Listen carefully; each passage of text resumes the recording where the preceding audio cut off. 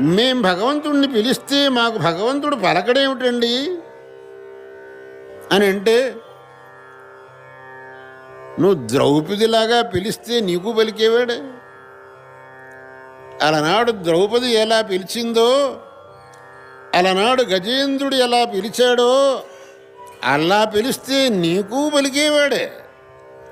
ఆ ద్రౌపదికి కానీ ఆ గజేంద్రుడికి కానీ ఉన్న భక్తి నీకున్నదా? నువ్వే చూసుకో. లేదు. భగవంతుడు మేము ఇచ్చింది ఏది తినడండి. ఎందుకని అంటే, ఆ శబరిలాగా నువ్వు ఆతిథ్యం ఇచ్చావా భగవంతుడికి? శబరిలాగా ఆతిథ్యం ఇస్తే నీ ఆతిథ్యం ఆయన స్వీకరించేవాడు. ఏ విధమైన భక్తి లేకుండా నువ్వు చేసేది ఇచ్చేదాన్ని ఆయన ఎందుకు స్వీకరిస్తాడు?